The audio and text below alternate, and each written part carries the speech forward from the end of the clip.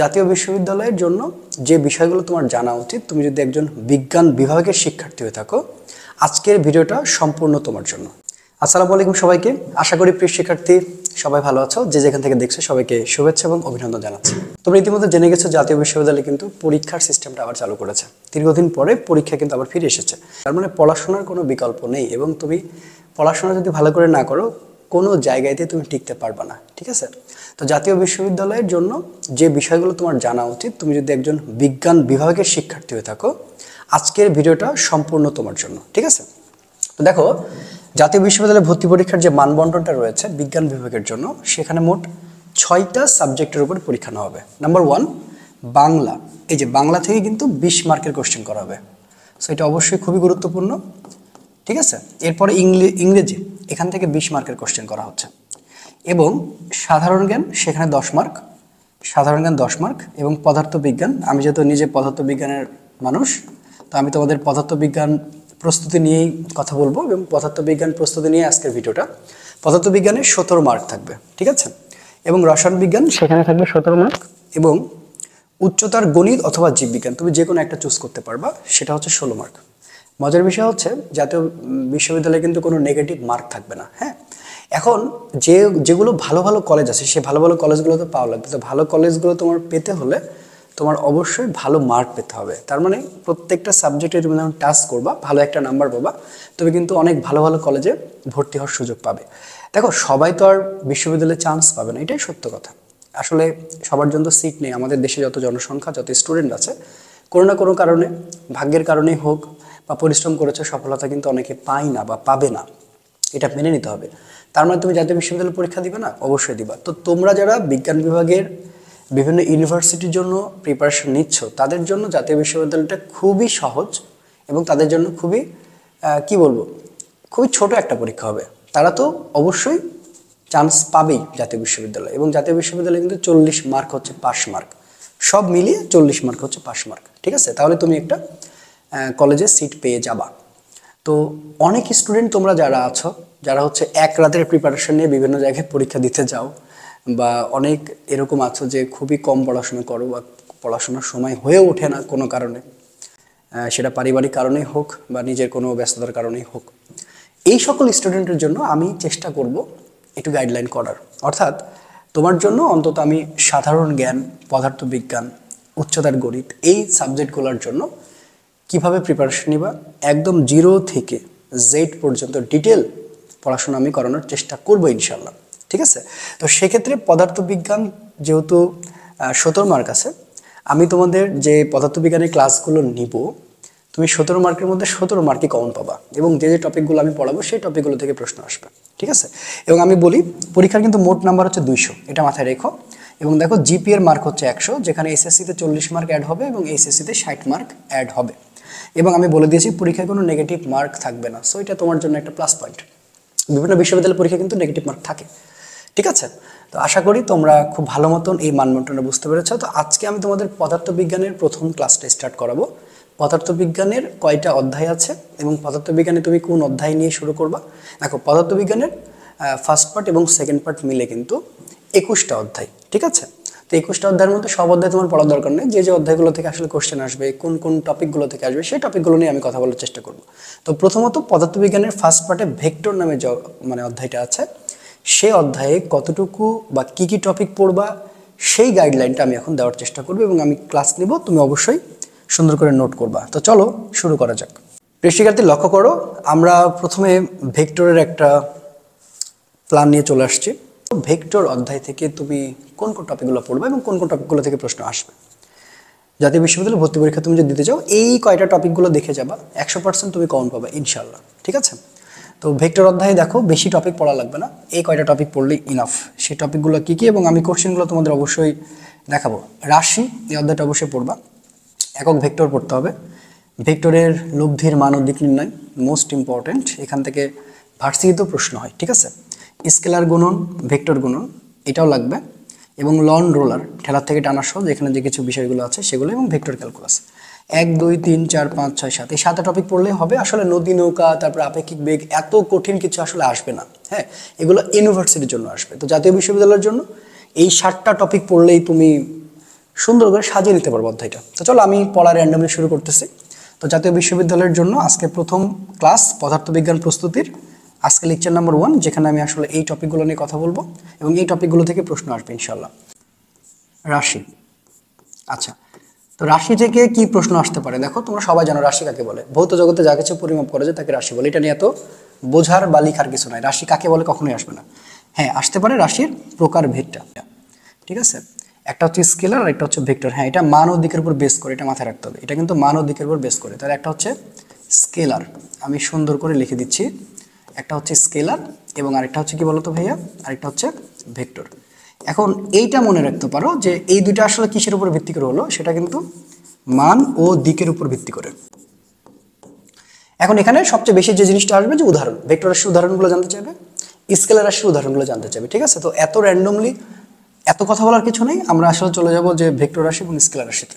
তো দেখো, আমি এখন যেটা পড়াচ্ছি খুবই গুরুত্বপূর্ণ, এই জিনিসটা তোমার পরীক্ষায় চলে আসবে। তো প্রথমে আমরা দেখব ভেক্টর রাশি।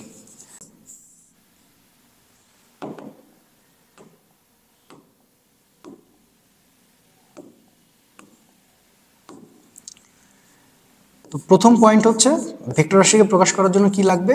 মান লাগবে, এটা মনে রাখবা। এবং আরেকটা কি লাগবে বলো তো? সুনির্দিষ্ট দিক লাগবে। বুঝতে পারছো? সুনির্দিষ্ট দিক লাগবে। ওকে, এটা মনে রাখো। আচ্ছা, এবার নাম্বার 2 পয়েন্ট যেটা, সেটা মাথায় রাখা লাগবে, এরা জ্যামিতিক নিয়ম মেনে চলবে। কি নিয়ম মেনে চলবে ভাইয়া? জ্যামিতিক নিয়ম মেনে চলবে। আচ্ছা, এইগুলা তোমার বেসিক কথাবার্তা। এখন এটার জন্য তোমাকে আলাদা করে সংজ্ঞাটাকে মুখস্থ করার দরকার নেই। হ্যাঁ, এখন যেটা আসবে সেটা আমাদের জানা দরকার। তো ভেক্টর রাশির উদাহরণগুলো আসবে। তো ভেক্টর রাশির উদাহরণ সহজে মনে রাখা যায় কিভাবে? আমরা বলতে পারি ভবে সব প্রিয়তম ভাসে টুনির তিতা প্রেমে। দেখো সবগুলো পেরে যাবা। তো দেখো, ভতে হচ্ছে কি বলতো? ভতে হচ্ছে ভরবেগ। এগুলো সব ভেক্টর রাশি, মনে রাখো। এর মধ্যে একটা চলে আসবে, একটা হচ্ছে বেগ। আচ্ছা, দন্তের সাথে হচ্ছে কি? সরণ। আচ্ছা, এই যে বতে হচ্ছে বল। আচ্ছা, এই যে প্রিতে হচ্ছে পৃষ্ঠটান। কি বললাম? পৃষ্ঠটান। আচ্ছা, আর ওতে হচ্ছে কি বলতো? ওতে হচ্ছে ওজন, ঠিক আছে। ততে হচ্ছে ত্বরণ, ওকে। এবং মতে হচ্ছে মন্দন, ঠিক আছে। আর ভতে হচ্ছে ভ্রামক। আচ্ছা, এই যে দন্তের সাথে দেখতে পাচ্ছ, এটা তো হচ্ছে সান্দ্রতা। কি বললাম? সান্দ্রতা। টুনিতে হচ্ছে টর্ক, আর তিতাতে হচ্ছে তড়িৎ ক্ষেত্র।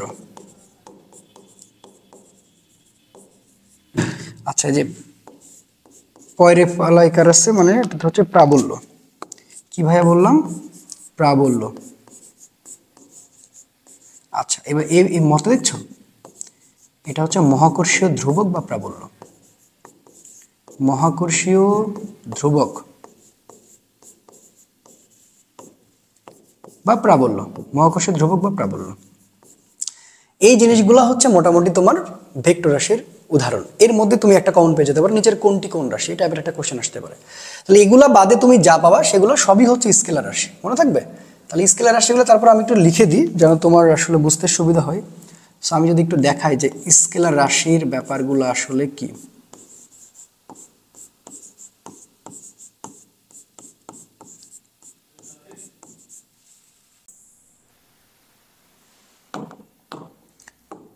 তো স্কেলার রাশির উদাহরণগুলো হতে পারে দৈর্ঘ্য, এরপর হতে পারে তাপমাত্রা, এরপর সবচেয়ে বেশি যেটা আসে কাজ। সো কাজ হলো অবশ্যই শক্তি, এটাও অটোমেটিক মনে রাখবা। এরপরে হচ্ছে দ্রুতি, এরপর হচ্ছে দূরত্ব। এই তো এগুলো মোটামুটি হচ্ছে স্কেলার রাশি, এগুলো বেশিরভাগ আসে। হ্যাঁ, আরেকটা চলে আসতে পারে জড়তার ভ্রামক। দেখো, সব ভ্রামক কিন্তু ভেক্টর রাশি, কিন্তু জড়তার ভ্রামক শুধুমাত্র স্পেশালি এটা হচ্ছে স্কেলার রাশি। তো এগুলো মোটামুটি জানলেই হবে। তো এই জিনিসগুলো হচ্ছে কি আমাদের স্কেলার রাশির উদাহরণ। সো তুমি এগুলো পড়ো, এর বাইরে আসলে পড়াশোনা করা লাগবে না, আমি তোমাকে 100% বলতে পারি। সো এইগুলোর মধ্যে চলে আসবে। তো স্কেলার রাশি আসলে এই কয়টা বেশি আসে, কেমন জানি এই কয়টাই বেশি আসছে, এর বাইরে আসলে আমি খুব একটা দেখলাম না। আচ্ছা, এখন আমরা যেটা নিয়ে কথা বলবো সেটা হচ্ছে আমাদের আরেকটা কোশ্চেন আসবে টাইপ 2। টাইপ 1 কিন্তু করে ফেললাম, হ্যাঁ। এবার টাইপ 2 সেটা হচ্ছে একক ভেক্টরটা একটু জানতে হবে, এবং একক ভেক্টরটাকে কিন্তু কোশ্চেন হতে পারে।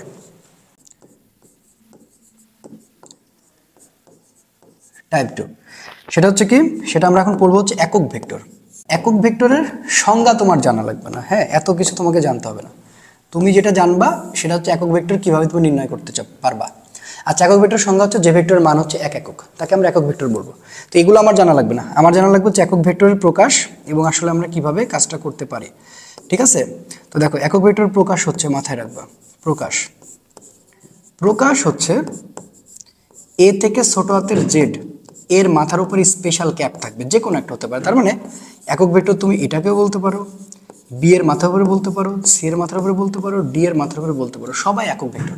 এখন ভাইয়া একক ভেক্টরের আসলে তোমাকে কি জানা লাগবে? সূত্র জানা লাগবে। এই সূত্র দিয়ে তুমি আসলে ম্যাথ করবা, বুঝছো? একক ভেক্টরের এই যে দেখো, আমি একক ভেক্টর ধরলাম, ধরো এ একটা ভেক্টর, তো ওই ভেক্টরকে তার আবার কি দিয়ে ভাগ করবা? তার মান দিয়ে ভাগ করবা। সো এটার ম্যাথগুলো কিভাবে আসবে দেখো, এটা আবার মান নির্ণয়। সো এই এর উপরে মডুলাস আছে, মানে কি? মান নির্ণয়। এটা অবশ্যই তোমার জানা উচিত, একটু হলে যদি তুমি সায়েন্সের স্টুডেন্ট হয়ে থাকো তুমি এটা পারবা। নিয়মটা কি? এক্স এর উপর স্কোয়ার, ওয়াই এর উপর স্কোয়ার এবং হচ্ছে জেড এর উপর স্কোয়ার, রাইট? আচ্ছা, এইটা হচ্ছে মানে এক্স মানে এক্স অক্ষ, ওয়াই মানে, ঠিক আছে, ওয়াই অক্ষ, আর এখানে জেড বলতে জেড অক্ষ বোঝানো হচ্ছে। তার মানে এক্স মানে সবসময় মাথায় রাখবা এখানে আই ক্যাপ, ওয়াই মানে আসলে জে ক্যাপ, আর জেড মানে আসলে কে ক্যাপ। এখানে কে ক্যাপ কে আছে সেটা তোমাকে দেখতে হবে। আচ্ছা, তাহলে এখন একটু ম্যাথের সিস্টেমটা দেখি। ম্যাথের সিস্টেমটা কেমন হতে পারে?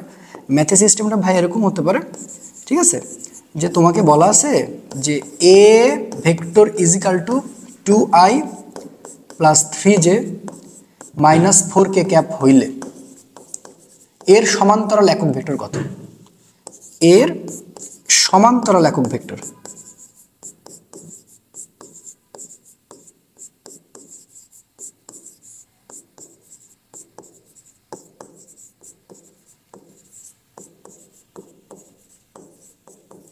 এইটা তোমাকে কোশ্চেন করবে, বুঝছো? যে এ মানে 2i plus 3j minus 4k হইলে এর সমান্তরাল একক ভেক্টর কত? তো তুমি এটা এখন অ্যান্সার করে দিবা। নিয়মটা কি? একক ভেক্টর নিলা, যে ভেক্টর আছে তার মান দিয়ে ভাগ দিবা। তো মান মানে কি? এই যে মডুলাস। তো এইটা একটু আলাদা করে বের করে নিবা। আসলে এটা মানে কি বলতো? জাস্ট তার সহগের উপর স্কয়ার, সহজ কথা, এত জটিল হওয়া লাগবে না। এটা দেওয়া আছে 2 3 4, এর উপর স্কয়ার করো, 2 এর উপর স্কয়ার, তারপরে 3 এর উপর স্কয়ার প্লাস মাইনাস 4 এর উপর স্কয়ার। কথা বুঝো? তাহলে 4 9, এটা কিন্তু মাইনাস গ্র্যান্ড হবে না, মাইনাসটা কি হয়ে যাবে? প্লাস হয়ে যাবে। আচ্ছা, তাহলে এখন দেখো আমরা পেয়ে গেলাম যে √29। এই তো কাহিনী, হ্যাঁ। এখন তুমি এখানে জাস্ট মানটা বসাও। দেখো এ ভেক্টরের মান কি কি আছে? 2i cap, 3j cap and 4k cap. এটার মান √29। এবার তুমি কমন নাও। এবার যদি কমন নেই আমরা, কমন নেওয়ার সিস্টেমটা 1/√29 মানে 29, 2i cap, 3j cap and minus 4k cap. এই দেখো, এটা হচ্ছে অ্যান্সার। একক ভেক্টর কিন্তু আসলে ভেক্টর, তার মানও আছে, দিক আছে, আসলে 1/√29। হ্যাঁ, I cap, J cap, K cap মানে নির্দিষ্ট মান আছে। তুমি যদি এটাকে এভাবে না সাজে এভাবে লিখতা যে না আমি ভাইয়া প্রত্যেকবার এভাবে লিখবো যে এর নিচে এটা আছে আই ক্যাপ, ওকে, তুমি পারতা, কোনো সমস্যা নেই। এই দুইটা কিন্তু একই কথা, এটা মানো যা, এটা মানো তা। আমি এখন যেটা লিখতেছি আর কি, 4/√29, তো এটা মানে হচ্ছে কি, এটা হচ্ছে অ্যান্সার। এই যে দুইটা বিকল্প থাকলে তুমি অ্যান্সারটা কারেক্ট করে নিবা। আই থিঙ্ক আমি তোমাদের বোঝাতে পারছি। তো এটা হচ্ছে টাইপ 2 একক ভেক্টর। এইভাবে যে কোনো অঙ্ক আসলে তুমি অ্যান্সার করে দিবা। তো দেখো এখানে I cap, J cap, K cap থাকবে। যদি কোনো কারণে কোনো একটা অক্ষর না থাকে তাহলে ওটাকে বাদ দিবা, ওটাকে বাদ দিয়ে তুমি স্কোয়ার করে দিবা, ঠিক আছে। চলো এবার আমরা টাইপ 3। সো টাইপ 3তে যেটা আমরা পড়বো সেটা হচ্ছে ভেক্টরের গুণন পদ্ধতি, এবং সেই ভেক্টরের গুণন হচ্ছে কয়টা?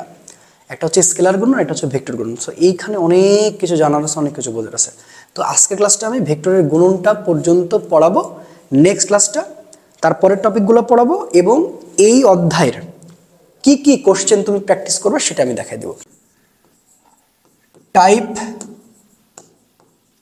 3 সেটা কি? ভেক্টরের গুণন। ভেক্টরের গুণন হচ্ছে এখানে দুইটা, বুঝছো? ভেক্টরের গুণন হচ্ছে দুইটা। এই দুইটা আমাদের ভালো করে জানা লাগবে। একটা হচ্ছে কি? ডট গুণন। কি বললাম? ডট গুণন। ডট গুণন বা তার নাম আমি বলতে পারি স্কেলার গুণন, বুঝো? স্কেলার গুণন, হ্যাঁ, ডট গুণন। আরেকটা হচ্ছে কি? স্কেলার গুণন। আচ্ছা, আরেকটা হচ্ছে কি জানো তো? ক্রস গুণন বা এটাকে আমি বলতে পারি ভেক্টর গুণন, ক্রস গুণন বা ভেক্টর গুণন।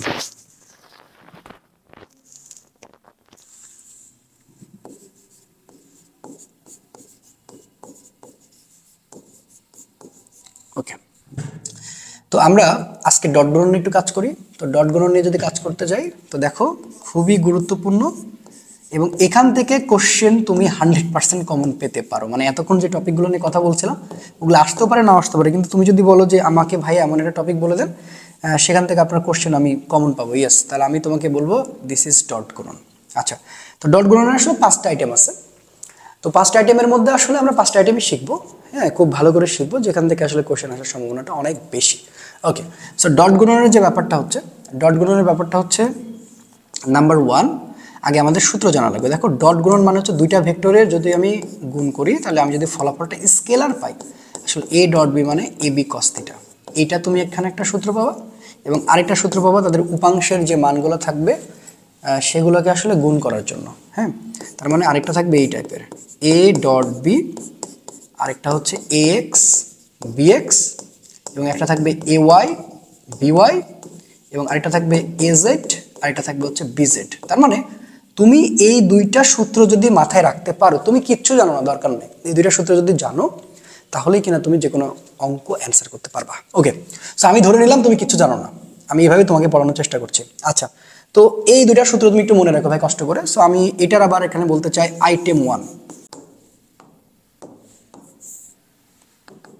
ভেক্টরের ক্ষেত্রে তোমার থেকে প্রশ্ন করতে পারে আয়ত একক।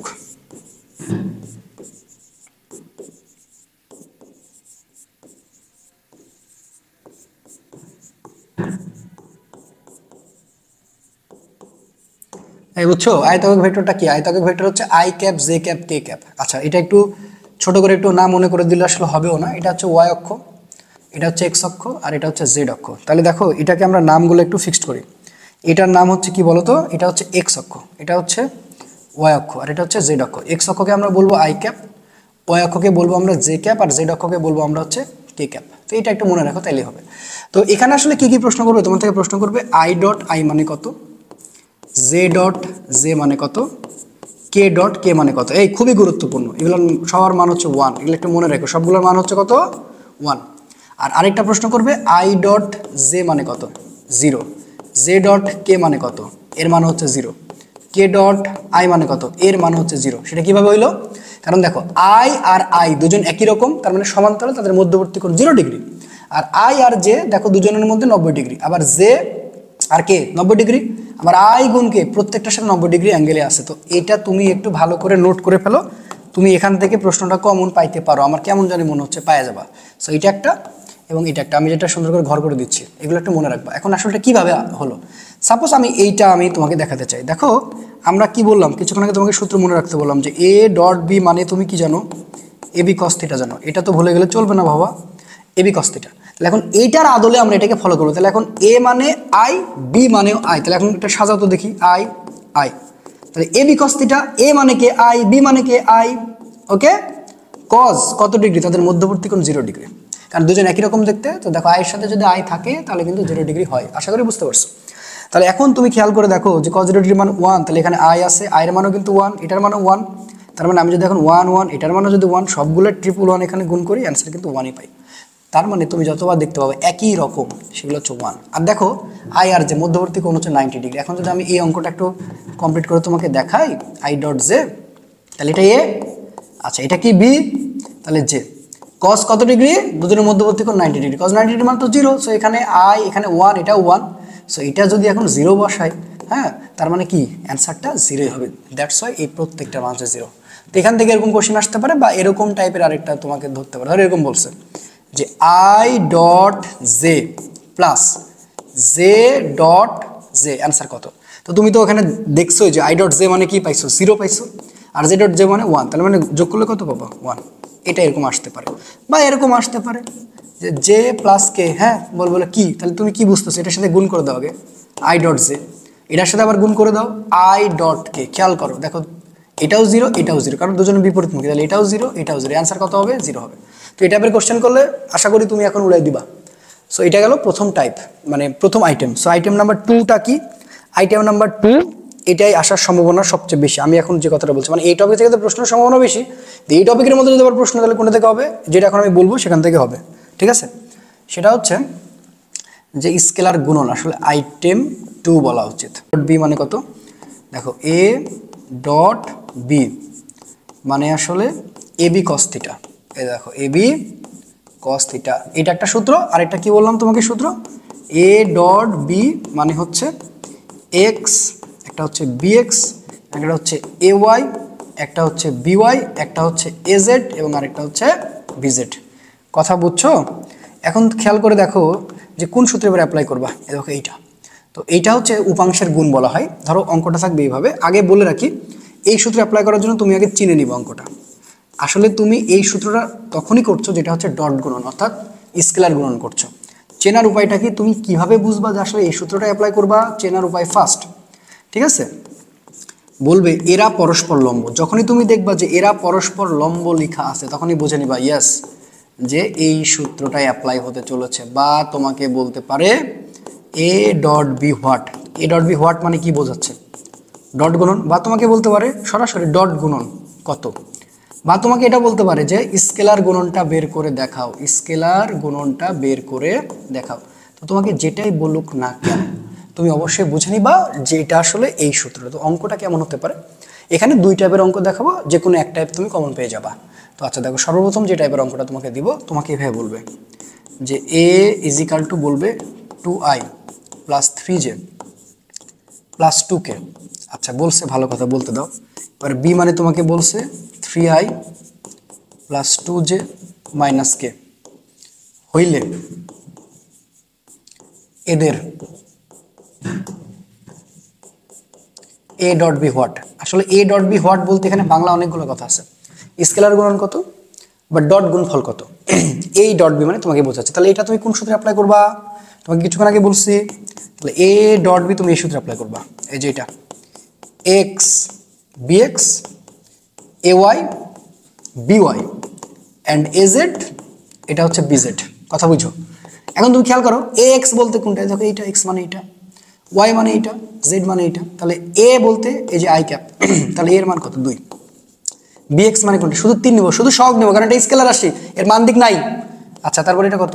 3, এটা হচ্ছে 2 নিবা, বুঝছো? এবার এটার মান কত? 2, এটা হচ্ছে -1। তো -1ই নাও, কোনো সমস্যা নেই। তাহলে 6 প্লাসে মাইনাসে -2, তাহলে 12, 12 থেকে বাদ দিলে আনসার থেকে 10। এটা হচ্ছে অ্যান্সার, শেষ। কিন্তু অঙ্ক এটা না দিয়ে তোমাকে যেটা দিবে যে বলবে যে অমুকের মান কত হলে এরা পরস্পর লম্ব হবে। আশা করি বুঝতে পারছো। আচ্ছা এখন সবচেয়ে অঙ্ক আসার সম্ভাবনা বেশি হচ্ছে এইটা, বুঝছো? এই যে এইটা চলে আসছে মনে করো, যদি ওখান থেকে অঙ্ক দেয়, এটা আসলে রাজশাহী ইউনিভার্সিটিতে বেশি আসে। রাজশাহী ইউনিভার্সিটিতে বেশি আসে, তোমার মাথায় রাখা লাগবে। এটাই যদি মানে আমি এখানে বললাম এটাই আসবে ইনশাল্লাহ। আসলে 2i প্লাস আমি তোমাকে বললাম এম জে মাইনাস আচ্ছা প্লাস 3কে বললাম, ওকে। এবার বি মানে আমি তোমাকে বললাম 4i প্লাস হচ্ছে গিয়ে তোমার বললাম হচ্ছে 2j এবং বললাম হচ্ছে 6k মাইনাস 6k। আচ্ছা তাহলে প্রশ্নটা হবে এরকম যে এম এর মান কত হলে, এম এর মান কত হলে, এম এর মান কত হলে, এই টাইপের কোশ্চেন বেশি আসবে। এরা পরস্পর লম্ব হবে, এরা পরস্পর কি হবে বাবারা? লম্ব হবে। এই বুঝছো? তো পরস্পর যে লম্ব হবে তখন তুমি বুঝে নিবা যে আচ্ছা যেহেতু পরস্পর লম্ব হবে কথা উল্লেখ আছে, তার মানে এটা অবশ্যই ডট গুণন যে হবে এটা তুমি সবার আগে বোঝা সারা। পরস্পর লম্ব হবে মানে ডট গুণন হবে। তাহলে এখন তুমি কি করবা? এখন তুমি অবশ্যই অ্যান্সারটা করবা। অ্যান্সারটা করার নিয়মটা হচ্ছে আগে তোমাকে জানা লাগবে যে পরস্পর লম্ব আর সত্য কত। তাহলে দেখো এ ডট বি মানে আমরা কি সূত্র পড়েছিলাম? A B cos theta. আচ্ছা এখানে থিটার মানটা 90 ডিগ্রি, কেন? কারণ পরস্পর লম্ব। তাহলে এ বি কস 90 ডিগ্রি মানে 0। এখন আমরা বলতে পারি যে A dot B is equal to 0। তাহলে এখন আমরা আগে এ ডট বিটা বের করে নেব। তাহলে এ ডট বি বের করার জন্য আমরা আগে যে সূত্রটা পড়ছি না, জাস্ট সেইটা। তাহলে এখন দেখো এত সময় নাই, জাস্ট গুণ করো। 4 2 8। আচ্ছা এম এর সাথে 2 গুণ করলে 2m। আচ্ছা তারপরে কি বলছে? মাইনাস 3 6 18। Okay fine. তাহলে এ ডট বির মান তুমি এটা পাইছো, শর্ত মতে হচ্ছে এটা সমান 0। তাহলে এখন আমি বলতেই পারি 8 plus 2m minus 18 is equal to 0। তাহলে এখন আমরা একটা কাজ করি, 2m দেখো এটা মাইনাস উপরে গেলে প্লাস হয় আর এটা এখন থেকে বাদ দাও। ওকে, তাহলে এখন আমরা 2m ইজ ইকাল টু বলতে পারি 18 থেকে 8 বাদ দাও, 18 থেকে 8 বাদ দিলে থাকে 10। ওকে, তাহলে এখন m এর মানটা কত বলতে পারো? অবশ্যই 5। তার মানে m এর মান 5, এটাই হচ্ছে অ্যান্সার। এটাই হইলে তুমি বলতে পারতা এরা পরস্পর কি লম্ব। এই দেখো কোনো সমস্যা থাকার কথা কিনা, মনে হয় না? সো এই টাইপের কোশ্চেন আসবে, এই টাইপের কোশ্চেনটাই আসবে। সো এটা মোস্ট ইম্পর্টেন্ট। আমি আবারও বলতেছি, এটা রাজশাহী বিশ্ববিদ্যালয়, ঢাকা বিশ্ববিদ্যালয় প্রত্যেকটা জায়গায় আসে। তো রাজশাহী ঢাকা বিশ্ববিদ্যালয় যদি আসে, সো জাতীয় বিশ্ববিদ্যালয় আসার সম্ভাবনা অনেক অনেক বেশি। কথা বুঝছো? অ্যানালাইসিস করে পড়া লাগবে। তাহলে এই টাইপটা চলে গেল। আরেকটা টাইপ 3 হচ্ছে মধ্যবর্তী কোণ নির্ণয়। তো চলো মধ্যবর্তী কোণ নির্ণয়টা একটু দেখাই। সেটা আমরা ডট গুণনের মধ্যেই আছি, সো ভুলে যাও না। আচ্ছা, তাহলে মধ্যবর্তী কোণ নির্ণয়। আচ্ছা, তাহলে আইটেম 3 এবং আইটেম 3টা হচ্ছে মধ্যবর্তী কোণ নির্ণয়। ওকে, মধ্যবর্তী কোণ নির্ণয় বুঝছো? সূত্র কি? এ ডট বি মানে আমরা কি জানি? AB cos theta. এখান থেকে তুমি অঙ্কটা করতে পারবা। এখন মধ্যবর্তী কোণ নির্ণয় করার জন্য এখন তুমি আগে মাথায় রাখবা যে দেখো স্কেলার গুণনটা কি, যে দুইটা ভেক্টর গুণ করলে আমি অবশ্যই সেটা কি পাচ্ছি? স্কেলার পাবো। তো এগুলো আসলে জাস্ট মান পাবো, দিকের আমার দরকার নেই। তো মান বলতে দেখো এইটা বলতে আসলে এই দুইটা জাস্ট মান বোঝাচ্ছে। তো মান মানে কিন্তু দুইটা মডুলাসের মধ্যে আছে।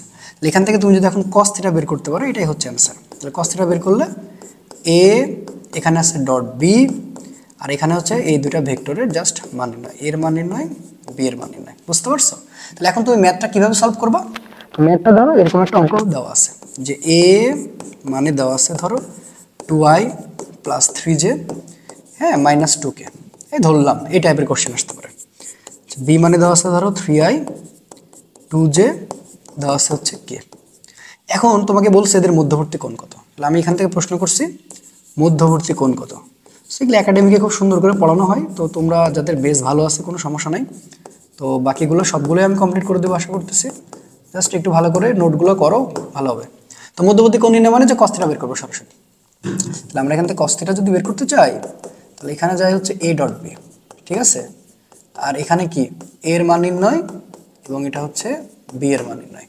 তখন তুমি বলো এ ডট বি মানে গুণ করো। জাস্ট এত তো সময় নাই, তুমি তো বুঝতে পারছো না এটা ব্যাপারটা, বুঝছো তো? মানে থিটা বের করবা, তাহলে থিটা মানে কি বলবা? কজ ইনভার্স 1, হ্যাঁ, এ এখানে হচ্ছে ডট বি, আর এটা হচ্ছে এর মান নির্ণয়, এটা হচ্ছে বি এর মান নির্ণয়। এই হলো বিষয়। এখন cos inverse 1, A dot B মানে গুণ করে দাও।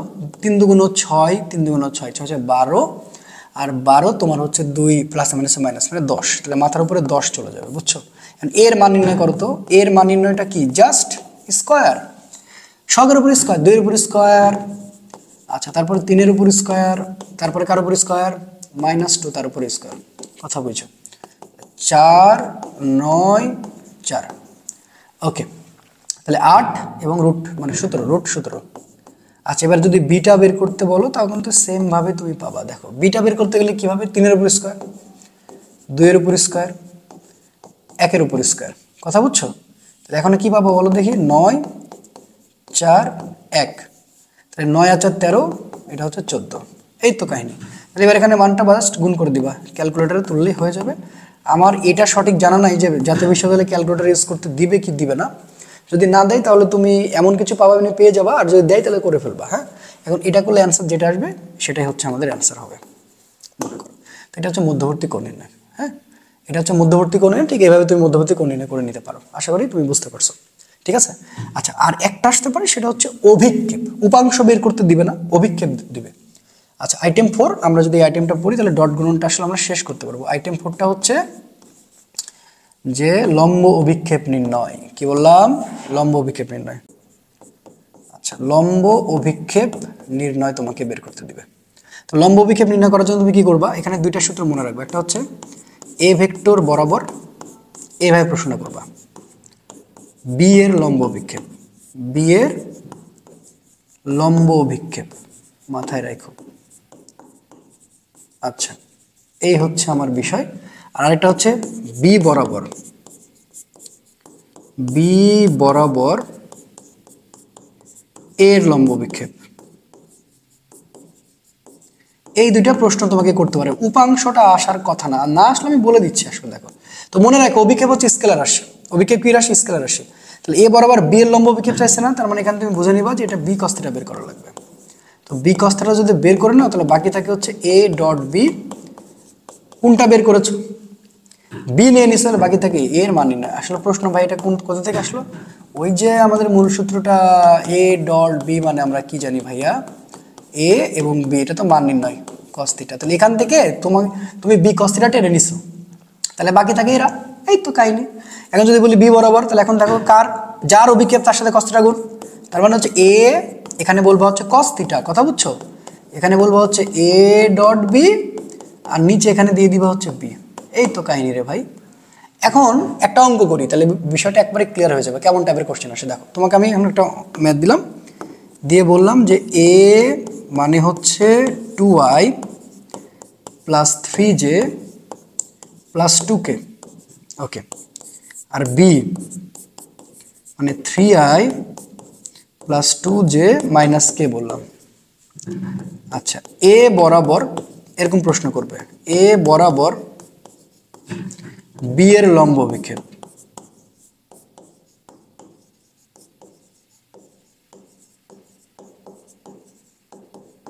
এটা তোমাদের জানতে এসেছে কি বরাবর, এ বরাবর বি এর লম্ব অভিক্ষেপ জানতে এসেছে। তো এটা তুমি এখন কিভাবে সলভ করবা, কোনো বিষয় না।